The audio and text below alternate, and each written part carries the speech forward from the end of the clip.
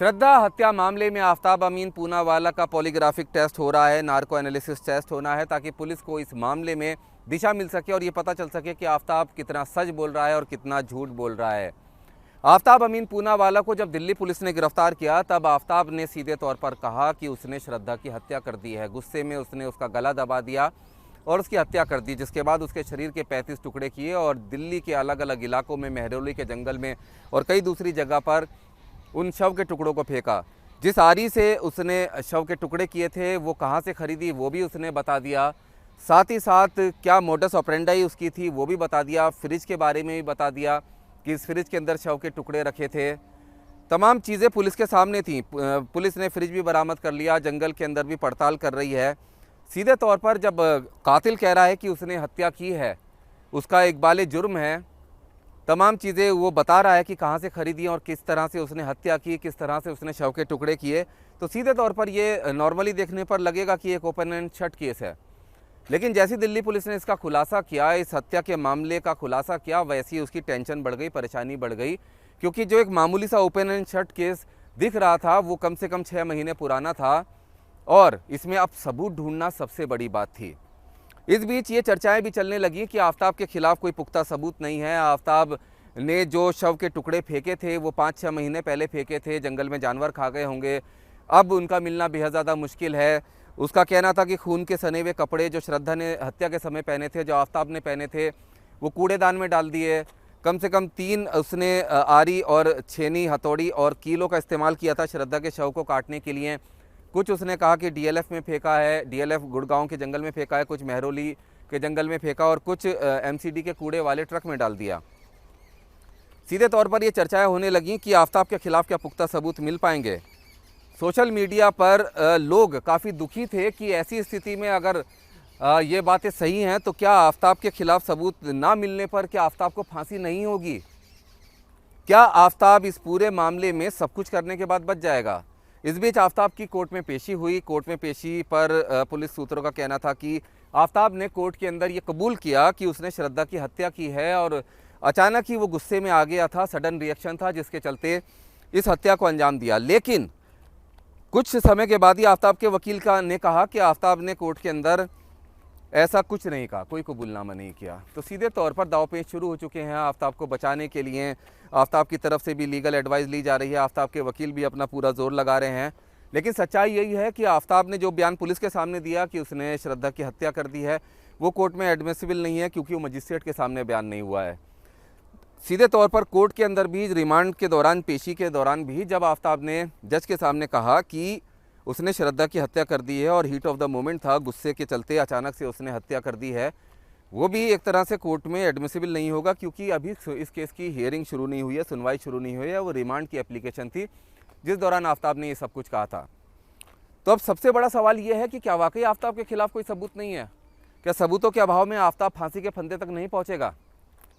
कुछ दिन पहले तक ऐसा ज़रूर लगता था, सोशल मीडिया पर चर्चा थी, पुलिस कुछ खुलकर नहीं बोल रही थी, लेकिन अब ऐसे सबूत पुलिस के पास मौजूद हैं, ऐसे गवाह पुलिस के पास मौजूद हैं जिनका थोड़ा सा वेरिफिकेशन होना बाकी है, कुछ लैब रिपोर्ट्स आनी बाकी हैं और आफताब को फांसी दिलाने के लिए ये सबूत काफ़ी होंगे। आफताब को दोषी साबित करने के लिए ये सबूत बेहद ज़्यादा अहम और काफ़ी साबित होंगे, जिसमें सबसे बड़ी बात यह है कि आफताब जैसे शातिर आदमी ने श्रद्धा की हत्या करने के बाद पूरे घर को केमिकल से धोया, तमाम सबूतों को मिटाया, खून के धब्बे मिटाए, तमाम वो गतिविधियां की जो उसने इंटरनेट पर सीखी थी सबूत मिटाने के लिए, वेब सीरीज़ देखकर सीखी थी। लेकिन शातिर दिमाग आफताब एक चूक कर गया। वो चूक ये थी कि टाइल्स जो किचन में और बाथरूम में थे उनके बीच में गैप था जहाँ पर वो ठीक से सफाई नहीं कर पाया और इन गैप से पुलिस को काफ़ी अहम सबूत मिले हैं। बताया जा रहा है कि खून के निशान मिले हैं जो आफताब के ताबूत में पहली कील साबित होंगे, जिनको फॉरेंसिक जांच के लिए भेजा गया है। आफताब के किचन से भी टाइल्स के बीच में दरारों में से खून के निशान मिले हैं, अहम सबूत मिले हैं। सीधे तौर पर इसमें सूत्र ये बता रहे हैं कि उन सबूतों में श्रद्धा के बाल भी हो सकते हैं, श्रद्धा के शरीर के कुछ अंश भी हो सकते हैं, जिनको एफएसएल लैब में जांच के लिए भेजा गया है। अलग अलग जगह पर जंगलों में जो पुलिस ने पड़ताल की है घंटों घंटों, उसमें सीधे तौर पर 13 हड्डियां बरामद हुई हैं। ये 13 हड्डियां कमर के नीचे के हिस्से की हैं, इंसानी शरीर की हड्डियां हैं जिनको फॉरेंसिक जांच के लिए भेजा गया है। और ये सब आफताब की निशानदेही पर जिस जिस जगह पर उसने इन शव के अवशेषों को फेंका था वहाँ से बरामद हुई हैं। क्योंकि आफताब ने एक फ्लो चार्ट बनाया था, एक रफ डायग्राम बनाया था श्रद्धा की हत्या के बाद कि आखिर कहाँ कहाँ पर वो शव के टुकड़ों को ठिकाने लगा रहा है। वो फ्लो चार्ट, वो डायग्राम भी पुलिस को मिल गया है, जिससे काफ़ी मदद इस मामले में मिली है। सबसे अहम सबूत जो पुलिस को मिला है, पुलिस ने बताया है कि 20 नवंबर को मेहरौली के जंगल से श्रद्धा के जबड़े का एक हिस्सा मिला। इस जबड़े का जो हिस्सा मिला, इसके अंदर जो दांत हैं उनमें से 2 दांतों में रूट कैनाल ट्रीटमेंट हुआ है। पुलिस ने इसको लेकर एडवाइस भी ली है, लीगल एडवाइस ली है, मेडिकल एडवाइस ली है। मुंबई के डॉक्टर ने क्लियर किया है कि जो दांत में रूट कैनाल हुआ है, उसी तरह का रूट कैनाल ट्रीटमेंट श्रद्धा के दांतों का भी हुआ था। श्रद्धा ने अपने दांतों का रूट कैनाल ट्रीटमेंट करवाया था। इन दांतों को जो बरामद हुए हैं उनके फ़ोटो को लेकर दिल्ली के हाई प्रोफाइल डेंटिस्ट से भी सेकंड ओपिनियन लिया गया है। और सीधे तौर पर अब तक जो लीगल ओपिनियन या मेडिकल ओपिनियन मिला है वो इसी तरफ इशारा कर रहा है कि ये जबड़ा श्रद्धा का ही है, जो आफताब के खिलाफ एक पुख्ता सबूत माना जाएगा। आफताब ने जो श्रद्धा की हत्या की है उसे अंजाम तक पहुंचाने में श्रद्धा के जबड़े का ये टुकड़ा बेहद मददगार साबित होगा, जिसको एफएसएल लैब में भेजा गया है, जिसकी जांच जारी है। और बताया जा रहा है कि 1 हफ्ते से 2 हफ्ते के अंदर ये तमाम रिपोर्ट्स पुलिस को मिल जाएंगी। सीधे तौर पर एफएसएल में और भी कई ऐसे सबूत हैं जो लैब में भेजे गए हैं, जिनकी जांच की जा रही है। श्रद्धा का एक बैग मिला है आफताब के घर से, जिसमें श्रद्धा के कपड़े, पर्सनल बिलोंगिंग्स हैं, उसको भी जब्त किया गया है। फ्रिज के अंदर से भी, क्योंकि उस फ्रिज के अंदर आफताब ने बार बार डिफ्रॉस्ट किया था लाश का खून बहाने के लिए और उसे केमिकल से धोया था, लेकिन उस फ्रिज से भी सैंपल्स उठाए गए हैं जो आफताब के खिलाफ पुख्ता सबूत के तौर पर रखे जाएंगे, जिनका जो फॉरेंसिक एग्जामिनेशन है वो हो रहा है। उसकी रिपोर्ट आनी बाकी है, 1 से 2 हफ्ते में उसकी भी रिपोर्ट आ जाएगी। साथ ही आफताब ने जो तमाम खुलासे किए हैं उसके बाद मैदानगढ़ी के तालाब में गोताखोरों की मदद से भी कुछ हड्डियां बरामद की गई हैं जो श्रद्धा की हो सकती हैं, क्योंकि आफताब का कहना है कि उसका स्कल यानी सर वहाँ पर फेंका था, उस तालाब में फेंका था। एक और बड़ा खुलासा आफताब ने किया है कि उसने श्रद्धा के सर के भी टुकड़े टुकड़े किए थे। इसके लिए महज आरी नहीं, हथौड़ी और कीलों का भी इस्तेमाल किया था, जिससे उसने उसके जबड़े के टुकड़े किए थे, सर के टुकड़े किए थे। इस तरह का बेरहम कसाई वहशी दरिंदा आफताब 6 महीने तक अपने जुर्म को छुपाता रहा, लेकिन दिल्ली पुलिस ने बहुत ही टेक्निकल और साइंटिफिक जो एविडेंस है वो कलेक्ट किए हैं। ये वो डायरेक्ट एविडेंसेस हैं जो आफताब को फांसी के फंदे तक पहुंचाएंगे। लेकिन सबूतों का पिटारा यहीं ख़त्म नहीं होता। ये वो सबूत हैं जिनके बारे में आपका जानना ज़रूरी है, जो बेहद अहम और ख़ास सबूत हैं। बाकी छोटे छोटे बहुत सारे सबूत हैं, सर्कमस्टेंशियल एविडेंसेस हैं जो कि बहुत ज़्यादा पुख्ता हैं। इसके अलावा डिजिटल एविडेंसेस हैं जिसका जिक्र पहले किया जा चुका है। बैंक से पैसा निकालना, श्रद्धा की जो सोशल मीडिया अकाउंट्स हैं उनको इस्तेमाल करना, श्रद्धा के नंबर का इस्तेमाल करना, वो तमाम चीज़ें हैं। अब इस बीच जो दूसरा अहम सबूत के तौर पर पुलिस कोर्ट में पेश करेगी वो है गवाहियाँ। 10 ऐसे गवाह हैं जिनकी गवाही सीधे तौर पर आफताब को फांसी के फंदे तक ले जाएगी। Medical evidences, circumstantial evidences, digital evidences और फॉरेंसिक एविडेंसेस के अलावा ये गवाहियाँ भी बेहद ज़्यादा महत्वपूर्ण हैं, जिसमें सबसे महत्वपूर्ण है श्रद्धा वॉकर के पिता विकास मदन वॉकर की गवाही। विकास मदन वॉकर ने सीधे तौर पर बताया कि श्रद्धा और आफताब के बीच में झगड़े हुआ करते थे। आफताब श्रद्धा को मारा करता था। पिता इस रिश्ते के खिलाफ थे और वो चाहते थे कि उनकी बेटी वापस आ जाए, लेकिन श्रद्धा घर छोड़ के चली गई थी। विकास मदन वॉकर के डीएनए सैंपल कलेक्ट किए गए हैं और उनके डीएनए से जो अवशेष मिले हैं उनकी मिलान किया जाएगा और वो बेहद ज़्यादा महत्वपूर्ण साबित होगा इस केस को अंजाम तक पहुंचाने के लिए। सीधे तौर पर जो दूसरा महत्वपूर्ण गवाह पुलिस के पास है वो है गोविंद यादव।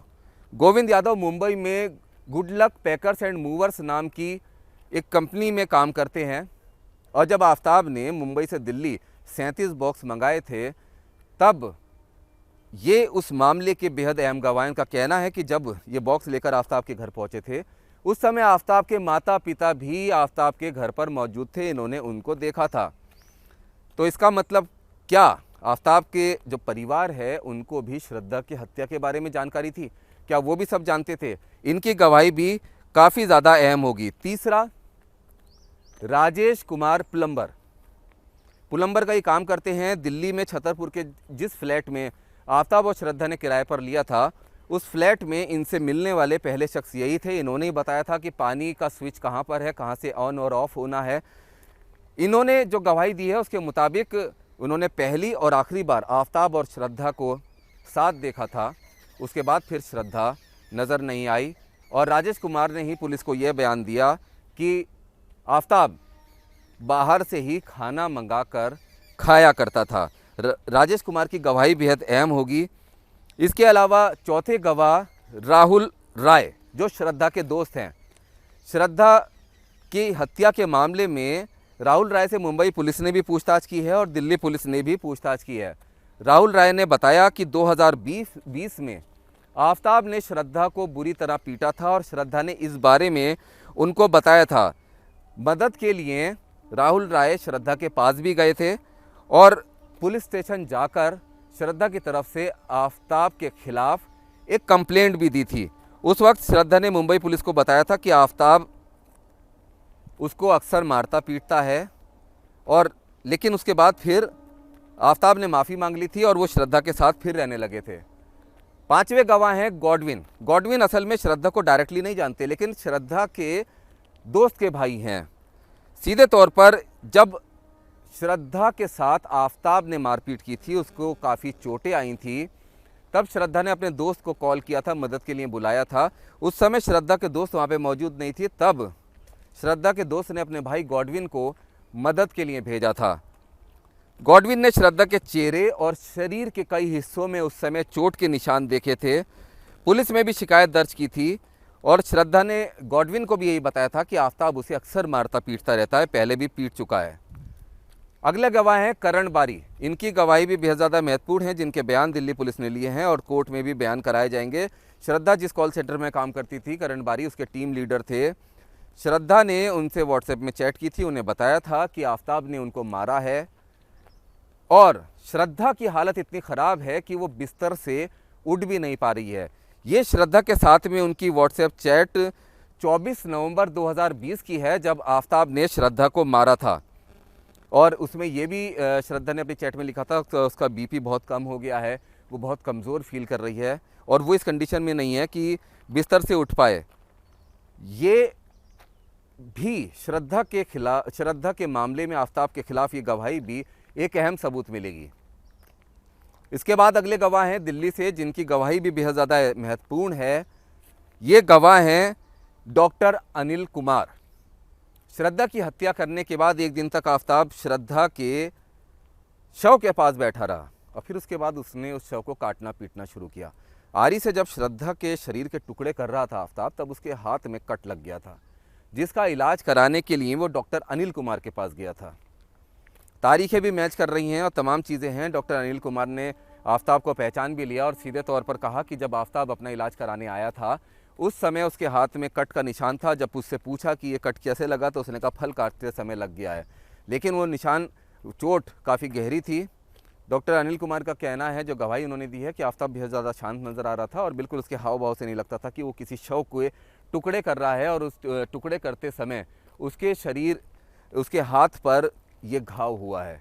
इनकी गवाही भी पुलिस के लिए बेहद ज़्यादा महत्वपूर्ण है। आफ्ताब की शिनाख्त ये पुलिस के सामने कर चुके हैं। जिसके बाद अगले जो गवाह हैं, जो पुलिस जिनको गवाह के तौर पर कोर्ट में पेश करेगी, वो रजत शुक्ला हैं, जो श्रद्धा के दोस्त हैं।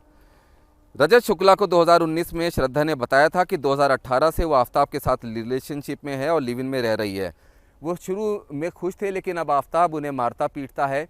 और आफ्ताब ने जब एक बार श्रद्धा को मारा था, तब श्रद्धा के शरीर पर चोट के निशान रजत शुक्ला ने भी देखे थे। और जब ये दोनों दिल्ली आ रहे थे, तब श्रद्धा ने रजत शुक्ला को बताया था कि वो दिल्ली शिफ्ट हो रहे हैं, एक नई ज़िंदगी शुरू कर रहे हैं। आफ्ताब ने सुधरने का वादा किया है और ये लोग अब दिल्ली में रहेंगे, वहीं नौकरी करेंगे, जिसके बाद रजत से श्रद्धा का कॉन्टैक्ट लगभग ख़त्म हो गया था।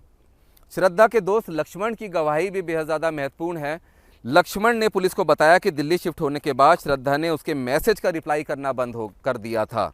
कुछ दिन के बाद उसका नंबर भी बंद हो गया था, जिसके बाद लक्ष्मण को जब शक हुआ कि भाई श्रद्धा के साथ कुछ गड़बड़ हो गई है, तब उसने श्रद्धा के भाई को ये जानकारी दी और श्रद्धा के पिता तक ये बात पहुंची, जिसके बाद पहली बार पुलिस तक एक कंप्लेंट दर्ज हुई जिसमें श्रद्धा के लापता होने की बात कही गई थी। और वहीं से ये पूरी इन्वेस्टिगेशन शुरू हुई। श्रद्धा ने लक्ष्मण को एक मैसेज और भी किया था, जिसमें उसने कहा था कि आफ्ताब उसे मार रहा है और इतना मारता है कि वो एक दिन उसे मार डालेगा। इनकी गवाही भी बेहद ज़्यादा महत्वपूर्ण है। अगले गवाह जो पुलिस की तरफ से कोर्ट में जिनको पेश किया जाएगा, वो हैं सुदीप सचदेवा, जो छतरपुर इलाके में ही रहते हैं और साथ ही वहीं पर जहाँ पर आफ्ताब का फ्लैट है, वहीं पास में एक दुकान वो चलाते हैं, हार्डवेयर की दुकान है। और इनकी दुकान से ही आफ्ताब ने आरी खरीदी थी, कीले खरीदी थी, हथौड़ी खरीदी थी। और पुलिस इनके दुकान पर आफ्ताब को लेके गई थी। आफ्ताब का मुंह ढका हुआ था। उनके सीसीटीवी फुटेज के बारे में पुलिस ने पूछा। उन्होंने कहा कि 6 महीने पुराना डेटा नहीं है।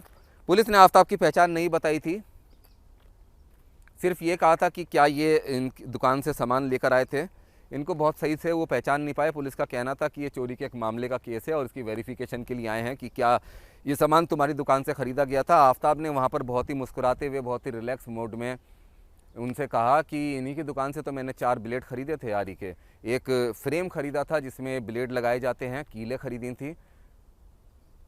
और ये एक बड़ी गवाही है कि दुकान आइडेंटिफाई है कि कहाँ से आफ्ताब ने ये सामान खरीदा था जिससे श्रद्धा के शरीर के टुकड़े किए गए। सबसे महत्वपूर्ण बात यह है कि कम से कम 3 औजारों का इस्तेमाल आफ्ताब ने किया था श्रद्धा के शरीर के टुकड़े टुकड़े करने के लिए।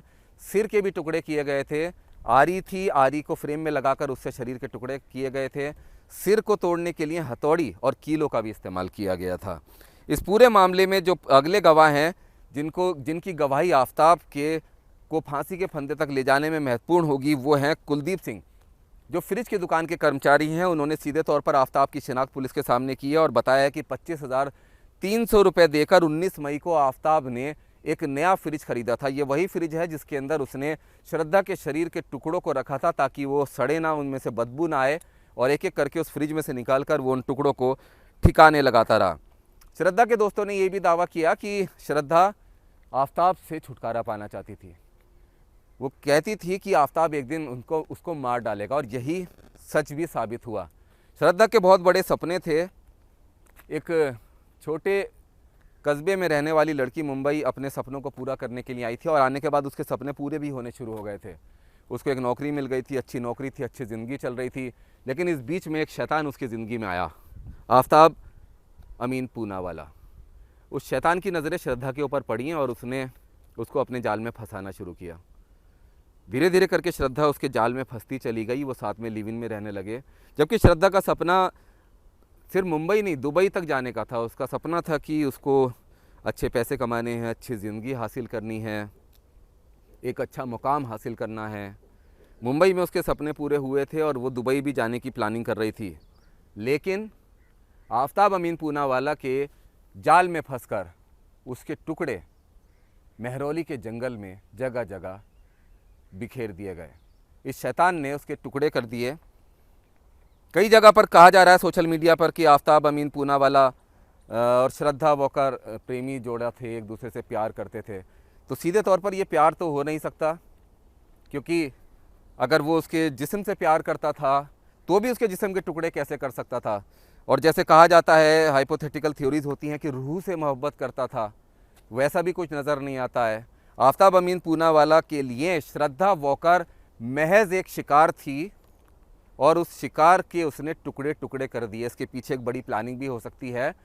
ठीक वैसे ही जैसे आफ्ताब अमीन पूनावाला की मुंबई पुलिस और दिल्ली पुलिस की जांच में 4 और लड़कियों से संबंध सामने आए हैं, 20 के करीब लड़कियों से वो चैटिंग भी किया करता था, और उसी तरह से श्रद्धा वॉकर भी उसका महज एक शिकार थी जिसको इस भेड़िए ने टुकड़े टुकड़े करके दिल्ली के जंगल में अलग अलग जगह पर फेंक दिया। लेकिन अब जो पुलिस ने सबूत इकट्ठा किए हैं और जो गवाहियां हैं वो आफ्ताब अमीन पूनावाला को सीधे फांसी के फंदे तक ले जाने के लिए काफ़ी हैं। और जिन सबूतों और गवाहों का जिक्र मैंने किया है ये वो महत्वपूर्ण सबूत और गवाह हैं जो आफ्ताब अमीन पूनावाला के खिलाफ एक पुख्ता सबूत के तौर पर कोर्ट में रखे जाएंगे। बाकी सर्कमस्टेंशियल एविडेंसेस, छोटे मोटे सबूत, छोटे मोटे गवाह, डिजिटल एविडेंसेस वो आफ्ताब अमीन पूनावाला की फांसी की रस्सी को और ज़्यादा मजबूत करेंगे। इस खास पेशकश में फ़िलहाल इतना ही। आप देख रहे थे न्यूज़ नेशन का डिजिटल मंच। नमस्कार।